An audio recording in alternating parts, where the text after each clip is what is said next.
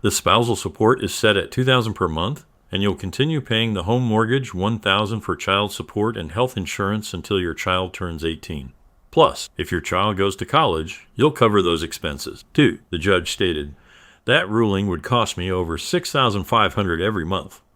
Despite my wife's affairs with several lawyers in her firm, I was the one feeling screwed. I'm Mark D'Angelo, and my ex-wife is Sandra.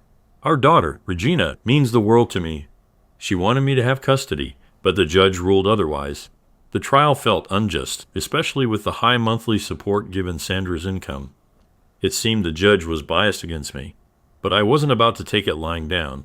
I planned to make Sandra regret crossing me. I have a knack for seizing opportunities, even if some were shady in the past. Now, I'm into real estate and own various businesses, including a coin change company. My coin change business allows me to pay the $2,000 spousal support in coins, making it inconvenient for Sandra.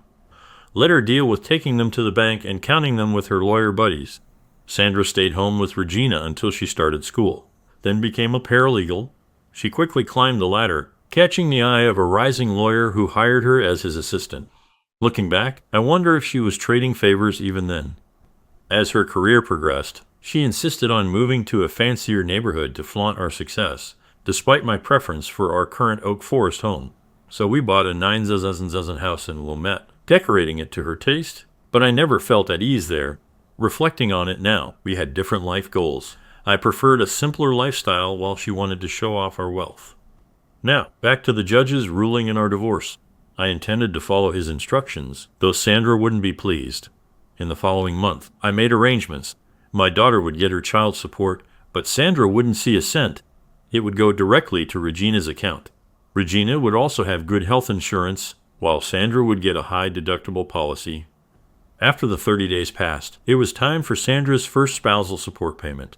I had an armored truck deliver it to her house. Confused, she stood with a friend as bags of change were unloaded, drawing the attention of curious neighbors who watched as the change was emptied onto her floor.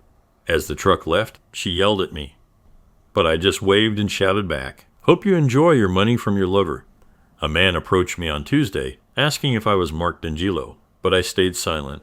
He took a photo of me with a summons he had, and when I didn't take it, he dropped it saying, "You've been served," and left. After he left, I picked up the summons, realizing I had court next Wednesday, giving me a week to prepare. I spent the week getting ready for court and discussing matters. Regina joined me for lunch, upset with her mom. I warned her that I might end up in jail if the judge didn't agree. On court day, we waited with my lawyer. When Sandra and her lawyer arrived, they taunted me. Regina tried to speak up, but the judge scolded her for interrupting, believing accusations against me favoring Sandra.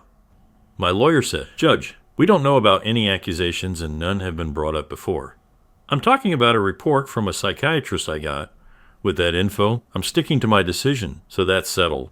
4 months ago, Regina was struggling with her divorce in school, so we had her talk to a psychiatrist. Sandra must have seen something in those notes that she thought would help her win with the judge. I've never done anything inappropriate with my daughter. Sandra was trying to make me look like a terrible person. I was getting really upset. I couldn't believe Sandra would lie like that, accusing me of something I didn't do. The judge wouldn't even listen to my side. I glared at the judge. He'd regret this. Looks like Sandra's law firm was calling the shots. We'll see how they do in the end. My need for revenge was starting to show. Sandra's lawyer said, "We want the court to say Mark D'Angelo did something wrong." My lawyer was getting as mad as I was. He could see there wouldn't be any fairness today. "Your Honor, my client has done everything the divorce agreement asked. There's no reason to say he did something wrong." "Your Honor," Sandra's lawyer said, "he gave her the monthly payment, but it was all in change, mostly pennies and nickels. It damaged the floor and took a lot of time to clean up." "So?" asked the judge. "It caused a mess and damage," said Sandra's lawyer. My lawyer was quick to speak before the judge had a chance. "Judge, according to Section 50103 of Title 31 United States Code, coins and bills are accepted as payment for all debts, including spousal support.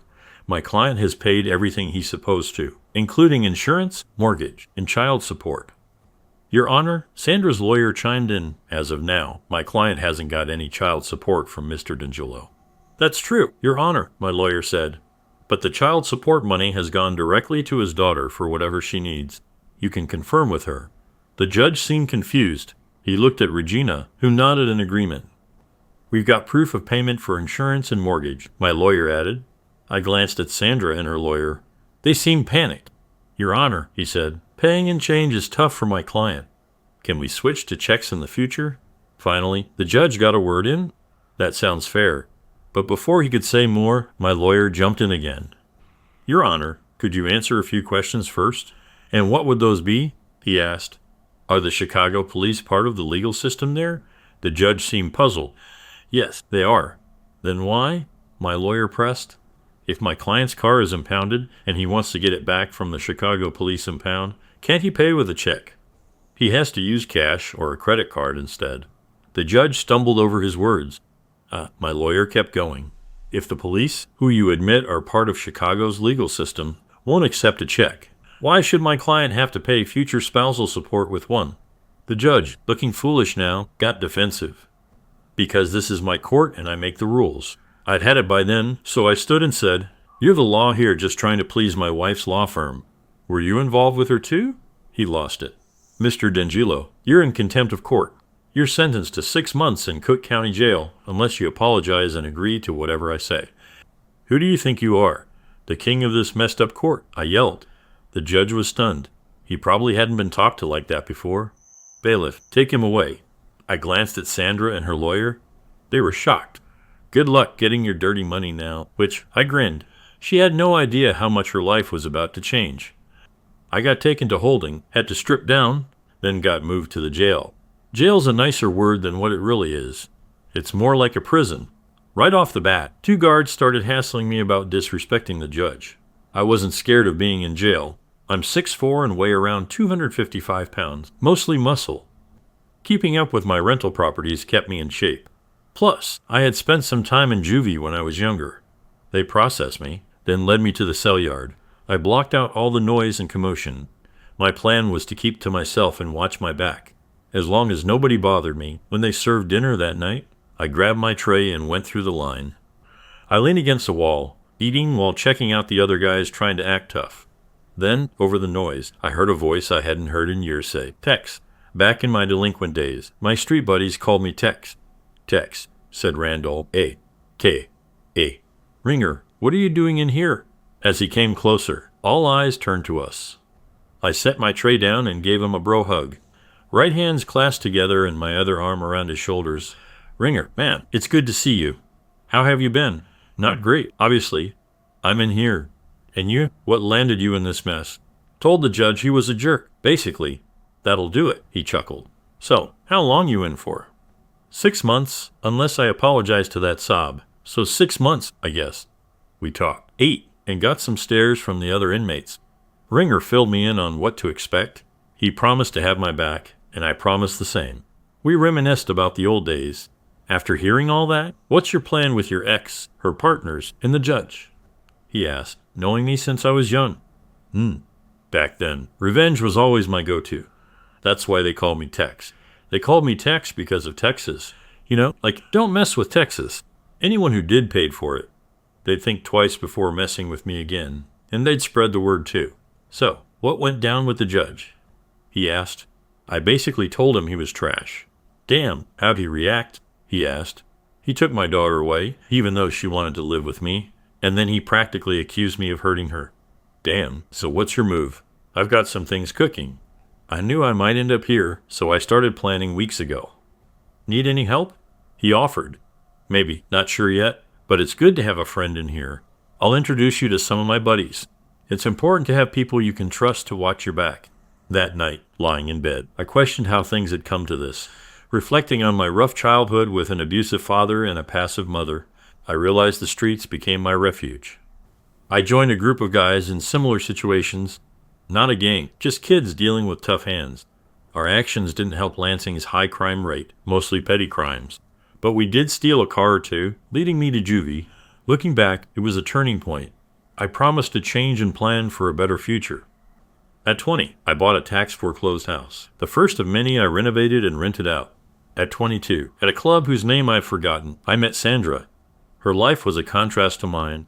Raised in Seymour, Indiana, a small town known for John Cougar Mellencamp. Despite our differences, we clicked, got married a year later, and welcomed Regina a year after that. Named after Sandra's mother, I bought a house in Oak Forest intending to flip it. But when she saw it, she fell in love and wanted to turn it into our home. Over the next decade, we worked on it together, raising our daughter, hosting BBQS, living the American dream. Then Sandra got a job at a law firm and things changed.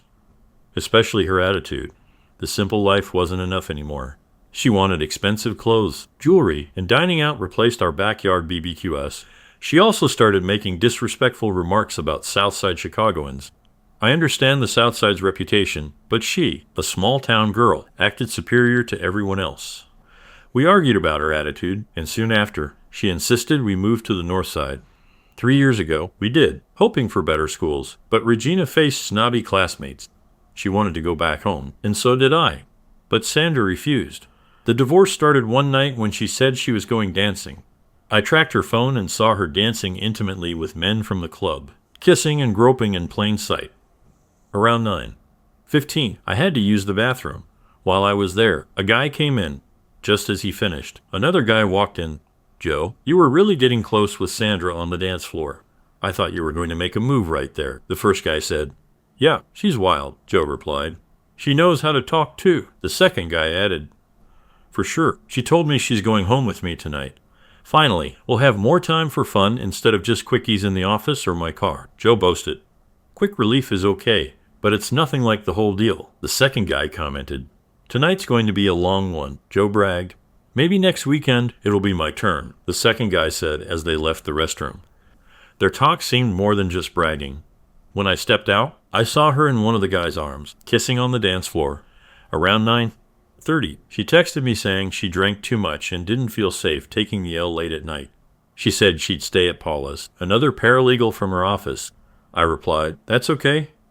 She texted back, "Sorry." She'd regret it. I watched as she grabbed her purse and left the club, arm in arm with a young lawyer from her office. I followed them. They were so wrapped up in each other that they didn't notice me. They got into his Lexus, kissing and touching each other for a while. I was getting angry, but then my Southside toughness kicked in, and I calmed down, making my plans. I trailed them to his place. They went into the parking garage, so I headed for the mansion. When I got there, I told Regina we were leaving for good, and she should pack whatever she wanted, because we weren't coming back. She was thrilled, but asked about Mom. "She's got other guys to take care of her now," I said, and she got it right away. It took us about 3 hours, but we loaded everything into my truck. Luckily, our old place in Oak Forest was empty, so we had somewhere to go. Around 11 o'clock the next morning, Saturday, she called me. "More, what's happening?" "Where are you?" "Home," I replied.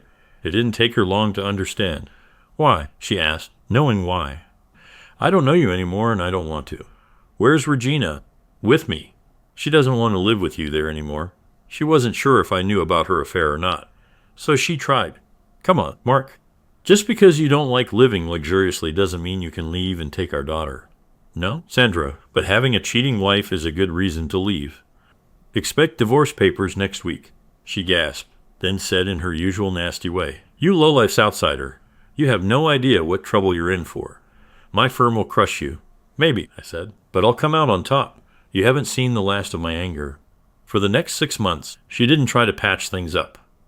Regina revealed Sandra's absence until late at night and her harsh comments about me, urging Regina to marry a rich guy for a life of luxury. But Regina defended me, wanting to return to Oak Forest. Now in jail, Sandra likely thinks she's won, but I'll make use of my time to plan my revenge. I wonder if she's considered how bills will be paid or her insurance and support. Then one Thursday, something occurred that would impact many lives, even those I'd never meet. The guards escorted me to a video room without my lawyer. They instructed me to sit down for judgment. They shut the door, and moments later, they let in 6 inmates, and I knew trouble was brewing. I woke up in the infirmary, all injured and sore. They wanted to show they were in charge, and this was their way. It looked like morning from the sunlight coming in. I'd been out all night. Glaring at the nurse, I felt bitter about the system that took my kid, made me fund my ex's luxury, and tossed me in jail. I was tied down, and my eyes were filled with hate. She assured, "I'm here to help, not hurt. You're badly injured. I can aid your healing, or you can stay in pain." Managing a smile, I apologized. She understood my anger. Leaving briefly, she returned with breakfast and freed my hand. As I ate, I decided to ask for a favor to see Randall Turner. She promised to check and arranged his visit. When he entered, he exclaimed, "Oh, crap." He knew I wasn't about to let this slide. I described the 6 guys and 2 guards who attacked me. Then I said, I need the full names of all 8, not just their nicknames. "Oh, crap," he repeated. "What's your plan?" "An eye for an eye, but with a twist," I replied. "I'll try to get the names," he said. "What do you need me to do?" "Just that. I'll handle the rest." After some more talk, he was taken back to his cell. I had a restless night, strapped to the bed and unable to get comfortable. The next day, Ringer returned with the list. Once again, he asked, "What's your plan?" "The less you know, the better," I replied. "Oh, crap," he muttered. The following day, Sunday, brought both good and bad surprises. Sandra had come along with Regina. Sandra spoke first. "So I see you're getting along with your fellow scum," she remarked.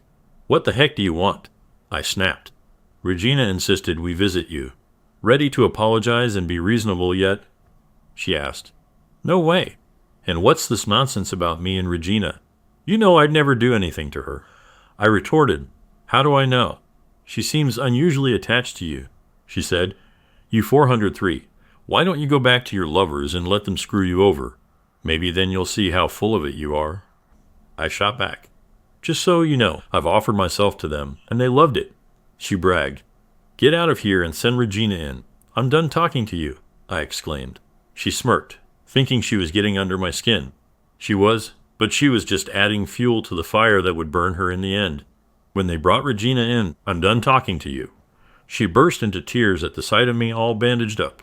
"Sweetheart, don't cry. It looks worse than it is," I reassured her. We chatted about small things. Then I asked, "Can you do something for me?" "Of course, Dad. Anything." I handed her the list Ringer gave me, and she quickly tucked it into her bra. "Give this to Uncle Ken and tell him to come visit me ASAP." My brother Ken was 3 years younger. We both grew up with an abusive father, but I shielded him from it as much as I could. He was the brains of the family, getting into computer games and eventually computers themselves. We kept chatting until Sandra returned and said, "Regina, it's time to leave." Gina didn't respond to her, just hugged me and walked out. Sandra commented, "Your daughter is just as stubborn as you." I simply smiled as she walked away. On Tuesday, Ken came to visit. He was surprised by how I looked. "You're looking better than you did last Friday." I joked, "I'm glad I waited." He quipped back. Then he started talking to me in our secret language, the one we made up when we were kids to talk about Mom and Dad without them understanding. Whenever we need to talk privately, we use it. Gina, he said in our language. She gave me the list. I've done some initial digging. "What are you looking for? Addresses of wives or steady girlfriends?" I replied. He looked at me and then said in English, "Oh crap," using our language. I said, "That's all you need to do." "Then give it to Gummy and tell him to visit me." But without the list, Gummy was one of my crew. Ken knew he was still living in our parents' old house in Lansing. "I can handle that." "Anything else?" Ken asked. "No, that'll do, but don't be a stranger. I could use some familiar faces now and then." I said, "Aren't you getting out soon?" He inquired. "Not unless I apologize, and you know me better than that." I replied. "You've always been stubborn," he remarked. "Yeah, and it spared you from Dad's drunken anger," I reminded him. He knew I was right and just grinned.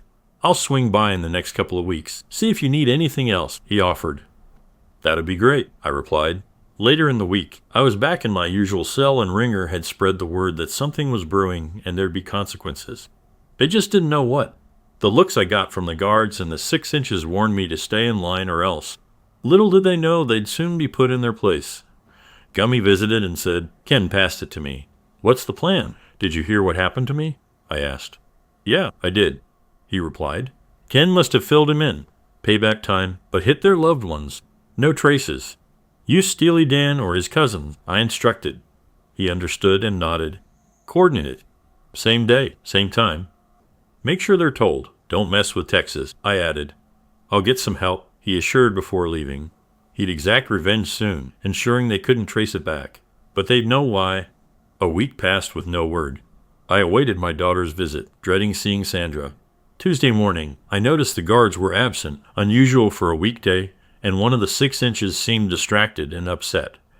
It must have happened yesterday. I figured. I told Ringer to spread the word. Don't mess with Texas. Soon inmates were calling me Tex. Within days, the 6 inches were glaring at me and the guards watched closely. But Ringer's crew had my back. When one of the 6 inches approached, 8 of my allies surrounded us. You're scum. My girl dumped me because of you. She said don't mess with Texas. He spat. I smiled. Sounds like sound advice. I warned you. Now your ladies know how it feels. An eye for an eye with a twist. You hurt me. I hurt the ones you love.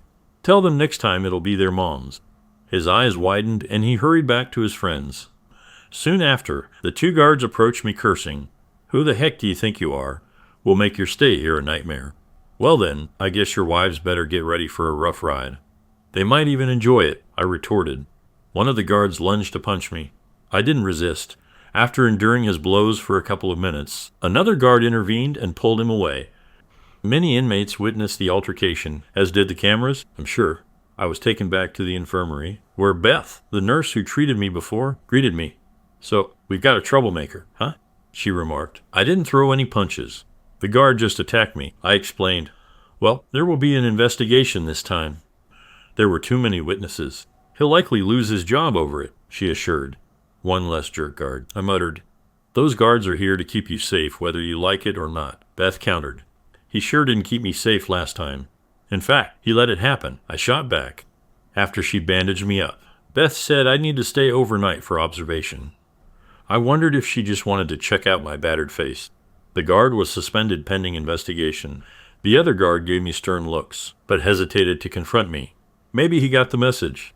Don't mess with Texas. It had been 3 weeks since Gina visited, and I was worried. Finally, Ken stopped by and informed me that Sandra was refusing to bring Gina for a visit. That infuriated me even more. My ex-wife was keeping my daughter away from me. At the end of the month, Sandra showed up, almost leaving Gina in the car. Regina refused to budge, no matter how much yelling and screaming Sandra did. Sandra stormed in, already mad. Your daughter is impossible. She hardly talks to me. She's just as stubborn as you. You said the same thing last time. Why don't you get the judge to change his mind and give me custody of her? I'd gladly take her off your hand, I suggested. You're not getting her. She needs to go to a good school to succeed, Sandra insisted. Oak Forest is a good school, and she liked it, I argued. It's nothing compared to Wilmette. She's getting a top-notch education and networking opportunities there. Sandra shot back. Our daughter will find her own path. She doesn't need to rely on anyone else, I countered. You're just too stubborn to see the benefits, Sandra accused. We've had this argument countless times. You won't change my mind and I won't change yours. Why did you come here anyway? It wasn't to bring Gina to me, I challenged. Her name is Regina, not Gina. That's not what she wants to be called.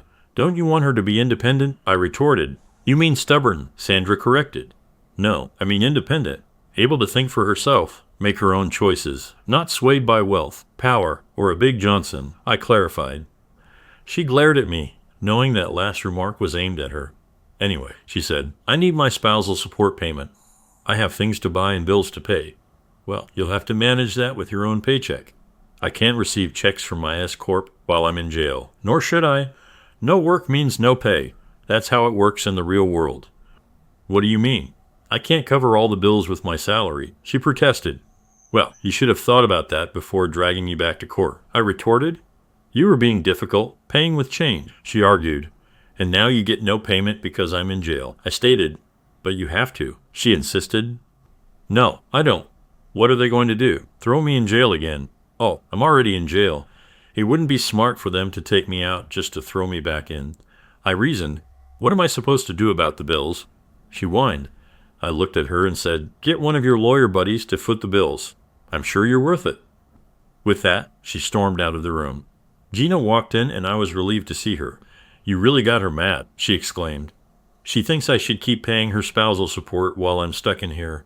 Good luck with that, I chuckled. How are you holding up, Dad? Don't worry about me. I'll be okay. How about you? Still avoiding talking to your mom? Yeah, just when I have to, she replied. So, when do you think you'll be out of here? Honey, I won't apologize to that jerk of a judge. The only way I'd say sorry is if he gave you back to me. But I don't see that happening anytime soon. I might be in here until my 6 months are up. I get it, she said sadly. My birthday's next month. I'd love for you to be out so we could celebrate. but I wouldn't want you to compromise your principles. We can have a big celebration when you're out." That hit me hard. I started thinking maybe I was being too stubborn. Being in here was hurting my little girl. Then Gina dropped some wisdom on me. If a person doesn't have principles, he has nothing. Like Abraham Lincoln said, important principles may and must be inflexible. She quoted, "Where'd you hear that?" I asked. "My counselor, Alex. Sorry, Dr. Hodges at school." It's been helpful having someone to talk to about all this. Some teachers noticed my grades slipping and got the counselor to chat with me. It's also helping me deal with Mom, even though I'm still not talking to her. Figures a fancy school like Wilmette would have a Ph.D. as their counselor. Those rich kids couldn't just chat with any regular school counselor. I turned to Gina and said, "Looks like your mom's not too happy with you either." "Yeah, she's getting pretty annoyed with me." I just brush it off. "It seems to make her even angrier, but I'm not bothered," Gina replied. "Well, in a couple more months, she'll have to find somewhere else to live. The bank won't wait forever for its jumbo loan payment. I reckon her mansion will be foreclosed on within 3 months," I explained. "But Dad, won't that mess up your credit if the house gets foreclosed?" Gina asked. "Honey, when you usually pay with cash, you don't stress about credit. That dumb mansion was the only thing I ever borrowed money for," I clarified. "Really? Wow, Dad, even with all your rental properties and other businesses, you never took out a loan?" Gina marveled. "I used cash from the others to buy new ones," I revealed. "Dad, I've always admired you, but now even more," she said, smiling. "Thanks, honey. You sure know how to lift my spirits," I responded. It was wonderful seeing my daughter, but it made me wish we could spend more time together regularly. Missing her birthday would be tough for both of us, but I knew she was strong. The following week, I heard that the guard who hit me was fired. It was hard to argue against the video evidence showing me not fighting back. Soon after, the other guard left too. I'm not sure if he got transferred, but at least he was gone. Many inmates thanked me for getting rid of the bad guards. I think I gained some respect and more people started calling me Tex. After that, I had fewer problems. The 6 inches were still angry with me. I heard that one of their wives filed for divorce, and 3 others got dumped by their girlfriends. Maybe foolish people can learn. With the threat of more revenge and my improved standing among the inmates, they knew better than to mess with me. A couple of weeks later, I received a summons to meet with a judge in the video room. I told the guard I wouldn't meet anyone without my lawyer.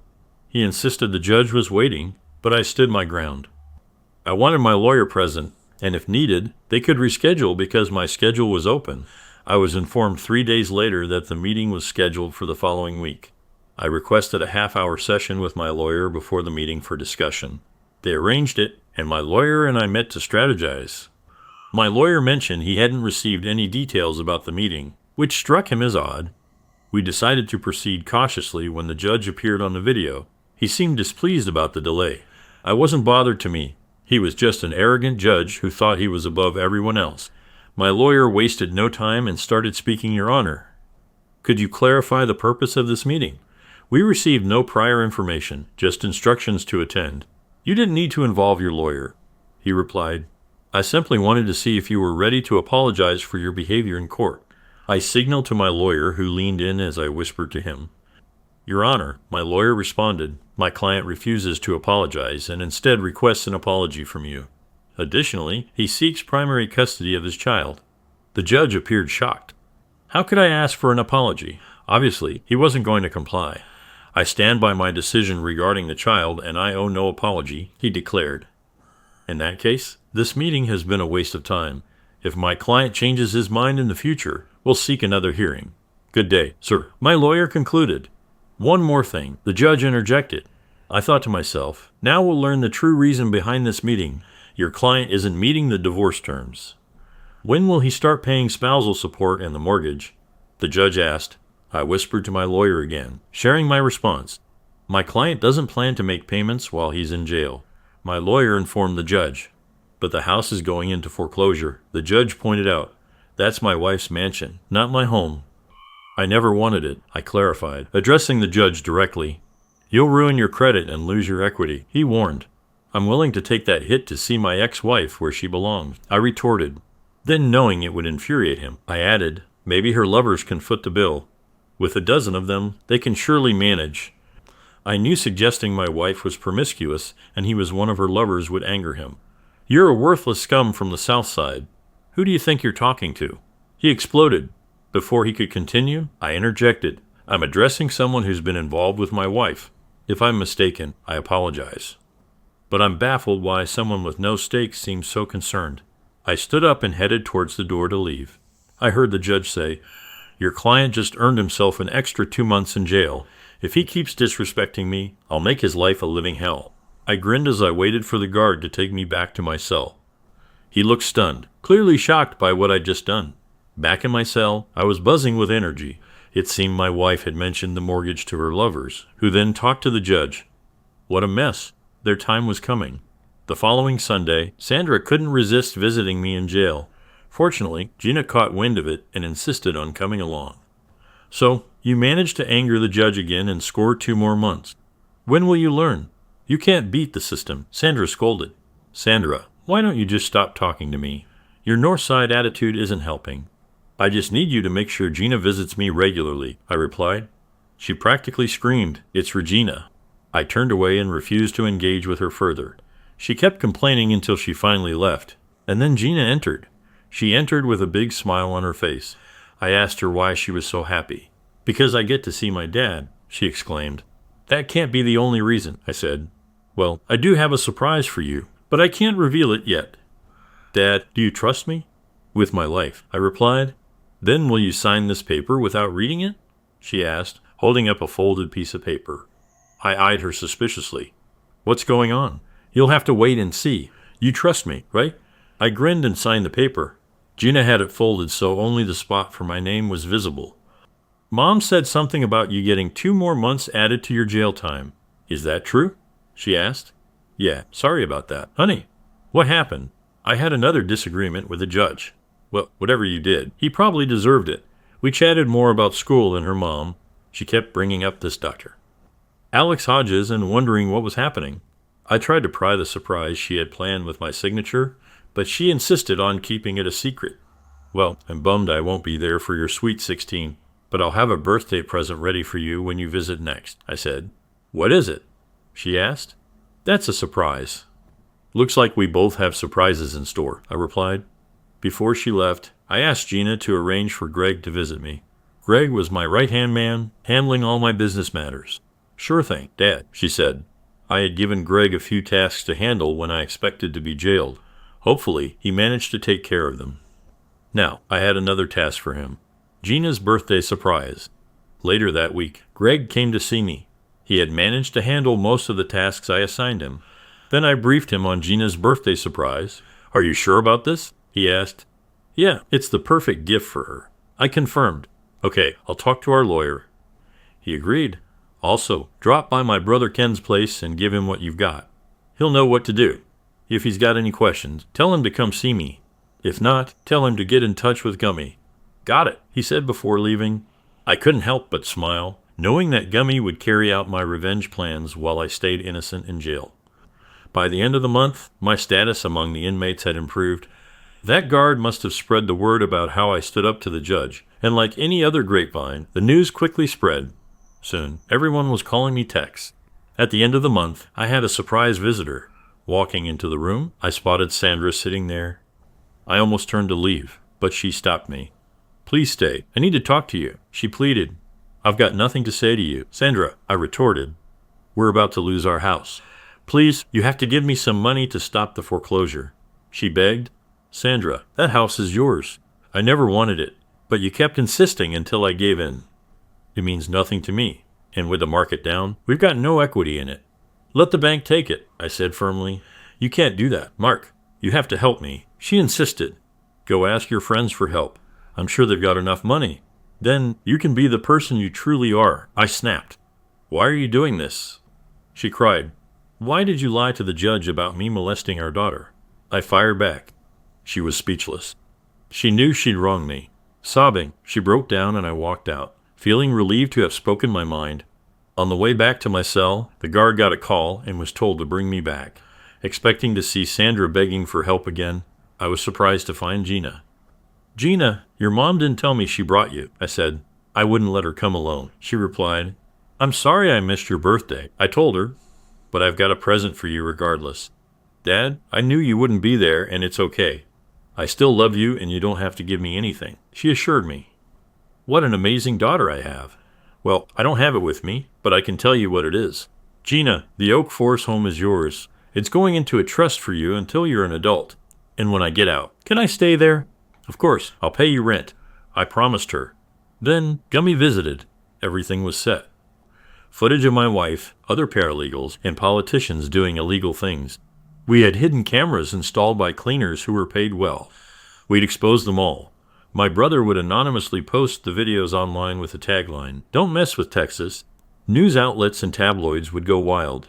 Politicians and lawyers would scramble to cover up. I grinned and told him, next week, spread the word about what's next. He agreed. Got it. Walking back to my cell, I grinned again. Ringer saw and knew I talked to Gummy. He muttered, "Oh." I just nodded, smiling wider. When the videos dropped, I was in my bunk. I heard chatter spreading in the jail. Clearly, news had reached us. People were saying, "Don't mess with Texas." Surprisingly, the big guy, one of the 6, came to my cell. He apologized for what he did. "I warned you not to mess with me." Now others regret it. I match kindness with kindness and violence with violence. He hoped I'd accept his apology. Sure, but remember, size doesn't make you invincible. He nodded and left. 3 days later, I was called by the judge, my lawyer on the way. In the video room, waiting for the judge, my lawyer smirked. Wonder what this is about. Time will tell. I grinned. He muttered, "Uh-oh," when the judge appeared, furious. Accusing me, he yelled, "You did this." I deadpanned. "What are you talking about?" "Your text, right?" He still yelled. "I've been called that," I replied calmly. "You'll pay for this." He yelled again. "I've been locked up for 4 months. How could I have done anything?" I stated. "You have friends." "We all have friends." "Your Honor," I retorted sarcastically. "You won't get away with this." He spat. "I don't know, Judge. You might lose your job soon and your wife's divorcing you." I countered. "Call off your dog," he demanded. "Now you're calling my friends dogs. They might not like that." "Corner a dog. You might get bit," I warned. "Are you threatening me?" he questioned. "No, just stating an old saying," I clarified. "I'll make your life hell. Watch your back when you get out. You'll answer to people who don't care about you, and I'll be happy with whatever happens," he threatened before cutting off. I turned to my lawyer. "Got that?" "Sure did." He nodded, showing his phone. "More evidence?" "The Bar Association will want to know." Intimidation's a felony in Illinois. A few days later, my wife visited again. "Oh, it's you." I thought I made it clear I had nothing to say. I remarked, "You bastard." She yelled, "What's wrong?" I asked calmly, "You got me fired. My face is everywhere because of you." "How could you?" She complained. "You did it, not me," I countered. "Do you hate me that much?" "Yeah, and all your lawyer buddies who think they're above everyone else." I retorted, "You used to be a nice small-town girl with a great personality. Now you're just a selfish city snob." I continued, "What do I do now? No job and nobody wants to hire me." She lamented. "Maybe move back home with your folks in Seymour," I suggested. "I can't. The local paper's calling me the center of a Chicago scandal. My parents are retiring early and moving to Florida to avoid the gossip," she explained. "Florida might suit you." "Far away from me," I remarked. "But they don't want me either. They barely talk to me." She sighed. "Maybe it's your fault if both your parents and daughter don't want to be around you," I remarked. "You should move and start fresh. Just don't take Gina with you. I'll fight for custody once I'm out. With your reputation, they'll reconsider you as a moral example." "You can't do that. She's all I have." She protested. "I don't care. You did this to yourself. We had a good life until you messed around. Maybe you could become a companion for one of your lawyer buddies. At almost 40, you might still find a market." I taunted. She looked pained, her head dropping to the table as she cried. "Tough luck," I remarked. "Did you bring Gina?" She got mad, saying, "It's Regina." "And no, she's with her doctor friend," she snapped. "Then there's nothing more to talk about. Don't bother coming back unless you bring Regina," I said, walking away. This time I didn't feel smug. I felt sorry for her. She was shattered.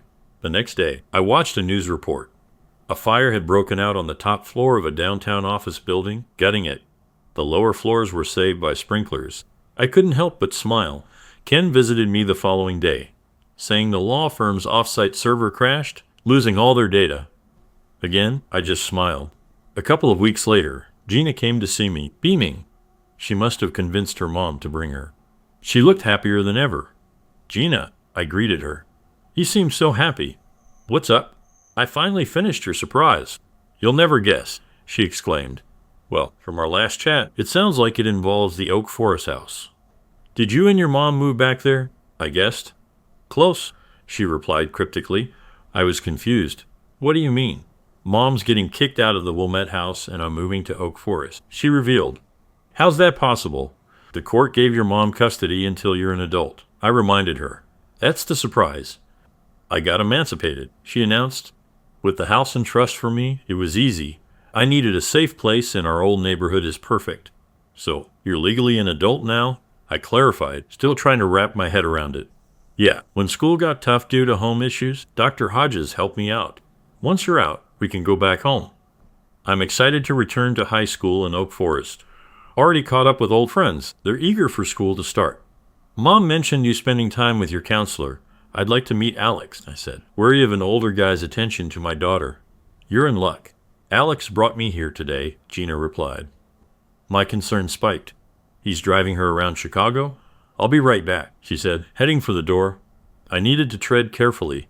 How to let Alex know his boundaries with my daughter without upsetting her. When Gina returned, she wasn't alone. A stunning woman followed her, smiling at me. I recognized her. "Freddie, haven't heard that name in 20 years, she replied. Freddie or Alexandria Frederico grew up in my neighborhood.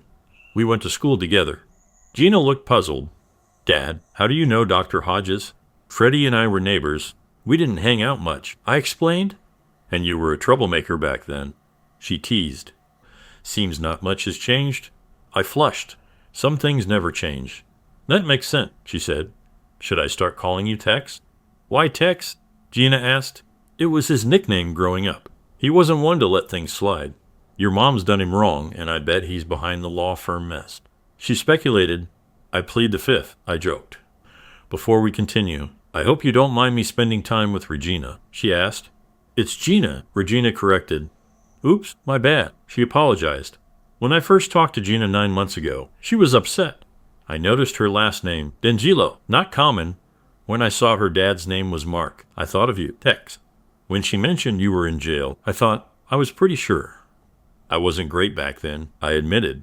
"You must have turned things around to have a place in Wilmette," she observed. "It's just a house, not home," I clarified. "Our real home's in Oak Forest." Gina interjected. "South Side, but better than where we grew up," Alex added. "Yeah, wish we stayed there. Maybe things would be different." I reflected sadly. It was true. If Sandra had been satisfied, we'd still be together. After chatting, I thanked Freddie for helping Gina. "No problem, Tex. She's like family." Freddie replied, "I've grown attached." "Thanks again," I said. "When you're out, let's grab dinner," she suggested. "I'll make sure of it, if I ever get out," I said with a sigh. The following 2 weeks passed by without any changes, just the usual routine in jail. Gina and Freddie visited both Sundays, which I appreciated. Freddie really looked after Gina. She mentioned that Alex helped her decorate the house, buying new furniture and decor. When I asked about the money, Gina said, "Uncle Ken's helping out and I have my own savings. Remember?" "Yeah, I just didn't want Freddie footing the bill," I replied. "She's been great, but no, she hasn't paid for anything," Gina reassured. "I hope it's not all girly stuff." "I want to feel at home there," I mentioned. "Don't worry, your man cave's untouched," she assured, referring to the basement, my retreat from living with 2 females. After they left, I pondered my daughter's maturity. She's legally an adult now. Soon, I'll be on my own. In a couple of years, she'll head to college. I hope to find someone who valued simple things. Then, Sandra visited on Monday. I almost left when I saw her. "Mark, wait, we need to talk," she said. I sighed and turned back. "What now? Do you know what our daughter did?" Sandra asked. "What are you talking about?" I inquired. "She got emancipated. She's moved out, and I don't know where she is," Sandra explained. "Oh, I said. "So you knew. Did you push her into it?" Sandra accused. "No, she did it herself, with her school counselor's help," I clarified. "She's back on the south side." "What about school?" Sandra asked, concerned. I told her she's going back to Oak Forest in the fall, I stated. She hated that Wilmette school. "Sandra, she was always belittled for being from the project, as they called it. You took her from a school where she was happy, with good friends, and put her in a situation that damaged her self-esteem." You did more harm than good moving her there? I was trying to ensure she got a good education, Sandra defended. Kids learn from their parents' example more than in a classroom. We taught her life's lessons. What do you think your example teaches her? I hope it shows her what not to do. Our job is to raise responsible adults. I hope we've done that, despite our failures, especially in our marriage. I reflected. It wasn't all bad. She countered, but it ended up that way. I hope you find what you're looking for. Clearly, I didn't have it. I responded, seeing her sorrow and regret. I left the table, feeling sorry for her once more. Finally, the day came for my release. I was summoned to court. Gina, Freddie, and Sandra were there. As I waited for the judge, I wondered what he'd say. I wasn't going to apologize. We rose as the judge entered. It wasn't the same one. Maybe the other lost his job. After reviewing the facts, the judge addressed me. Mr. D'Angelo, what do you have to say for yourself? I've served my initial 6 months plus an extra 2, I replied. You could have apologized and been freed. He reminded. I didn't feel the other judge deserved my apology, so I completed his sentence. I stated, you're stubborn, the judge remarked. I prefer strong-willed. It's helped me in business and life, I retorted. Your divorce settlement stands, and you'll need to pay restitution for the time not served, the judge concluded. Then my lawyer chimed in saying, Your Honor, my client is willing to pay what he owes. Our calculation comes to just under 2,000. Today, he'll pay her the full 2,000. Understanding that he's met his financial obligations and won't owe any more, Sandra stood up in protest. What? You owe me more than that. You need to keep paying until Regina turns 18. The judge intervened sternly. Miss, I'll handle all matters in my courtroom. Now, counselor, explain your calculations. My client paid the initial spousal support, mortgage, and insurance, as well as supported his daughter financially during his time in jail. He couldn't pay spousal support or the mortgage because he wasn't employed. Now that he can work, he can start earning again, my lawyer explained. After reviewing the facts, the judge remarked, Your client was incarcerated for 8 months. Just the spousal support would be 1/6,000, not to mention the mortgage. Your Honor, the court order stated until minor child becomes a legal adult. The child in question has been emancipated for the last 3 months, as documented. The house was foreclosed upon 3 months ago, so there couldn't be payments on a non-existent loan. The total owed is $19,782. He'll pay her 2,000 and consider all ties severed, my lawyer clarified. The judge scrutinized the documents in our calculations. He couldn't dispute the facts presented. I'll need to do further research on this. If what you've presented is accurate, then I'll accept this amount. Then he addressed both Sandra and me. You share a child. Despite her legal status, she's still a teenager with needs. You both need to be civil for her sake. And Mr. D'Angelo, you should extend that civility to others involved in your divorce. Can I get your word on that? Yes, Your Honor, I acknowledged. Mrs. D'Angelo, the judge addressed. Yes, Your Honor, she replied. And Regina, he looked at Gina in the gallery. It's Gina, but yes, Your Honor, she clarified. Then, unless these figures prove false, I'll close this case. Mr. D'Angelo, you're free to go, the judge declared. Thank you, Your Honor, my lawyer expressed gratitude. As we left, Gina rushed over and hugged me tightly, while Freddie stood nearby, smiling. I noticed Sandra glaring at us. She then approached me, exclaiming, That's it. That's unfair. Why? You chose your new partners over me? They can support you now, I responded calmly. You can't do this to me, she protested. Sandra, let's be civil for Gina's sake, I urged. It's Regina, she snapped. Our daughter, okay? I reiterated. What am I supposed to do? I have nothing, she lamented. You'll find another job and I can help with housing. I have a rental you can stay in rent-free for 6 months, I offered. Move back to the south side. She whined. It's free. Sandra, can't argue with that, I reasoned. Oh, she sighed in frustration. Turning to Gina and Freddie, I asked, ready to go? Absolutely. They both chimed. Freddie, I owe you dinner, I remembered. I think so too, she agreed. Let's head to RPM Italian. I made a reservation after getting release confirmation. I need to erase the taste of jail food, I suggested.